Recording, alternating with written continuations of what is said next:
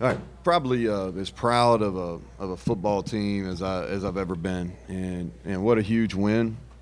TCU is a really good football team, team that they won a lot of those games last year on their way to the national championship, and I have a ton of respect for them. I have a ton of respect for Sonny and really the staff that he's put together, and they do a great job. And this was a fight. This was a fight, and we're a team that's kind of built for ugly football, for fights, and we have a really tough team that's really close, and it's a group that's grown together. Our back's been against the wall. Nobody's believed in us. You know, I don't want to hear anybody that's on social media or, oh yeah, I saw them being 4-1. Nope. The only people that really believe are us. And I felt like that as we went through spring, summer, into fall camp, we had a team that was capable of winning close football games, and that's what we've been able to do. We've been disciplined. We had two penalties tonight, and it's because we play the way you're supposed to play, and it's clean. We're a team that strains. We got to continue to do it, but nobody plays harder than we do. We're a tough team that's mentally tough, and you saw that tonight. We had multiple guys go out, and hopefully, and those guys, we had a couple guys that are going to have to stay here overnight, and we've gotten some positive reports on those guys.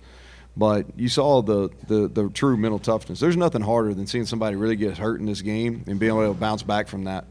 And we didn't play very smart. That last play shows that we know better. But I thought offensively we found a way. We 0 turnovers, ran the ball for 200 yards on these guys, which is an achievement. We made enough plays in the pass game. I thought Garrett was really gritty.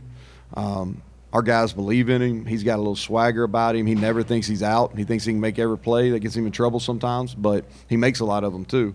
I thought we played better than 24. We had a fourth down there, kind of fringe. Could have kicked a field goal that we didn't convert.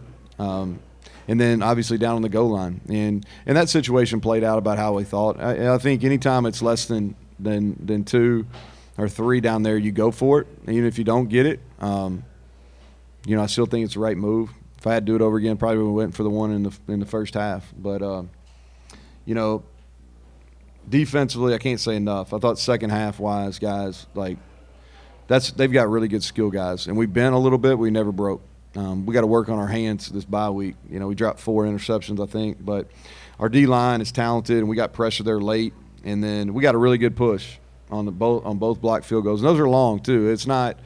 Those are tough field goals to make. We made 2. One of them got called back because of a penalty, but those are tough. And then special teams, guys, I can't say enough about that.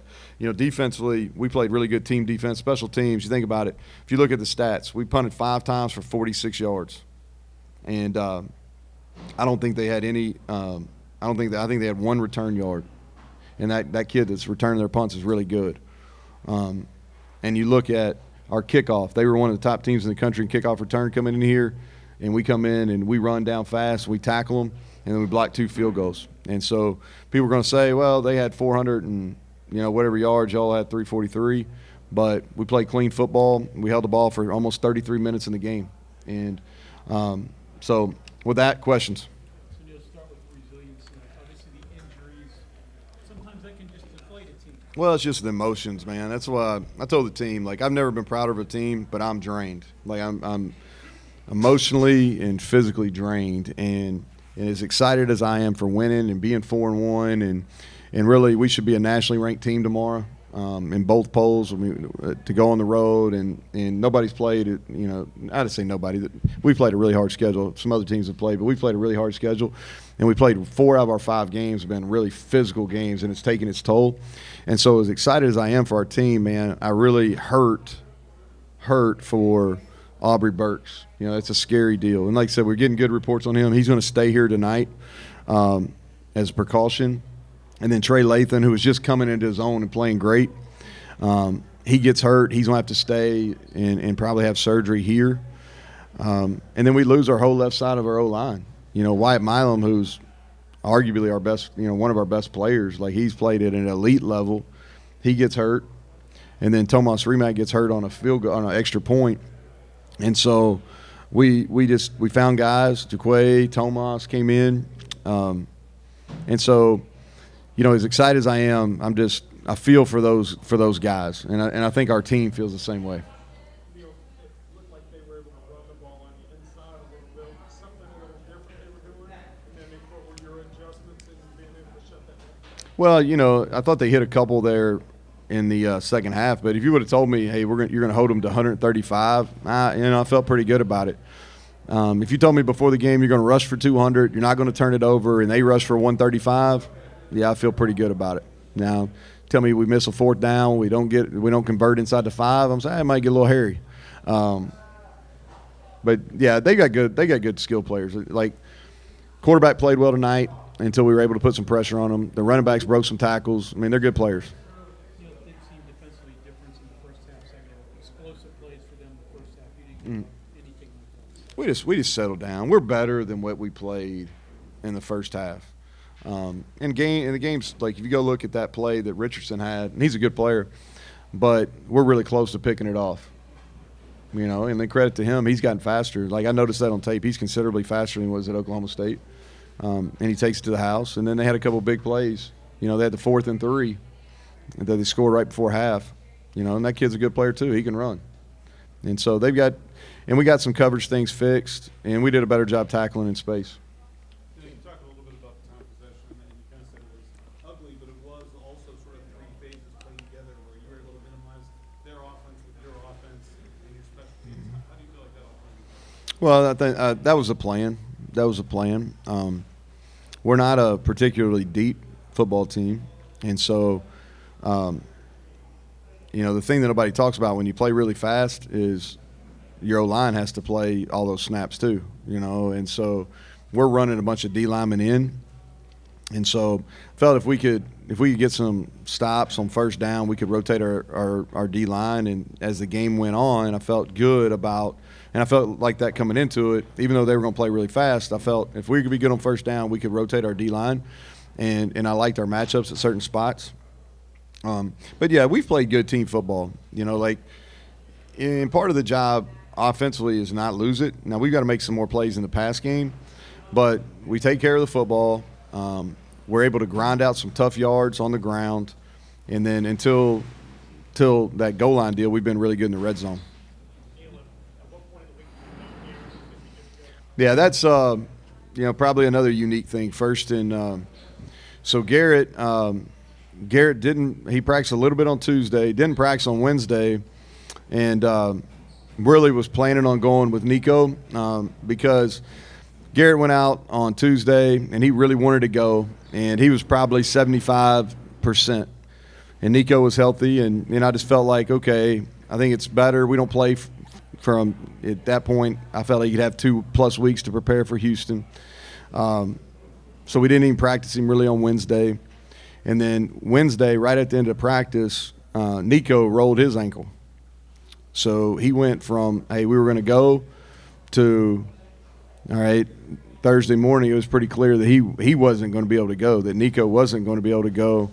And so Thursday for us is usually a walkthrough, where we don't sweat, quarterbacks don't throw, and as soon as I knew that Nico probably wasn't going to be able to go, or it was going to be highly questionable, I told Garrett, I was like, hey, everybody else in meetings, you go suit up. You didn't throw yesterday. Let's see what it looks like, and if you can push off your back foot to throw it, which is his ankle, I said, then, all right, if you can show me, this is your opportunity. If you can show me you can play and be close to 100%, then it's your chance. He went in through it really well. Credit to him. He's worked extremely hard over the last 72 hours to get himself ready to play. I didn't think he'd be able to run as well as he did, but the Joker's tough, man. He's tough, and he's a winner, and he just found a way. And so credit to him. But yeah, Tuesday and Wednesday we had a plan for a left-handed quarterback and a little bit different style, and then we kind of hit a 180 on Thursday. So for us to come out and be able to make enough plays to win after that, it's I think it says something about our staff and our kids. You came in here 2 years ago and beat them. Since then, they've won 10 out of 11 in this building. You don't come into venues like this and win these games without little wrinkles. Talk about even the sugar huddle. There were times that really seemed to have them off balance with what they were trying to do defensively. Yeah, we started doing that when we got some guys hurt, and credit their defense coordinator. He does a nice job. He gives them opportunities. I like what they do because they can play plays and their guys get lined up. And I could tell as we went through the game, he was calling it once we got into formation. You know, like the defense was looking. I was like, okay, we're really not built right now to go tempo because we have some injuries, and I don't want to put we can go tempo, but I didn't think this was the time for it. So a way to get to that is sugar huddle, get out of it fast. We hit some explosive runs because of that in the second half. I thought it got us going. And then, I was laughing before I came in here. It's like we called about every play we had. I mean, we called about every play we brought in there. We had one other trick that we could have done, but we emptied the tank. And we're going on a bye week, and I told those guys, I'll see you on Wednesday. Take some time. I need some time. We tried to block it. Anytime he gets long, that kid's got enough leg to make those kicks, but your ball's not going to have the same trajectory on it. So we came at it in the middle. And we got, Sean Martin's really long, and Mike Lockhart's got a nice little niche for that.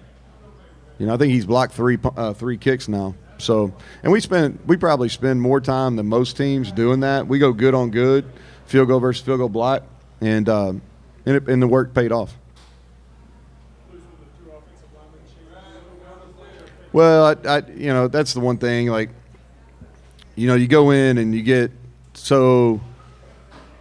probably would have gone to the right there if I had to do it over again, maybe down in that goal line situation. But I just tell Matt, I say, hey, I really believe in those guys. I think we can go 7 or 8 deep. And so I just tell him, hey, I don't even want to know if they're not in. I really don't. Don't tell me, hey, I trust those guys. We're going to call the plays. And I looked out there and I said, Wyatt's out? And he said, yeah, he's been out for a series. I'm like, okay, all right. Okay, thank you, Coach. All right, thank y'all.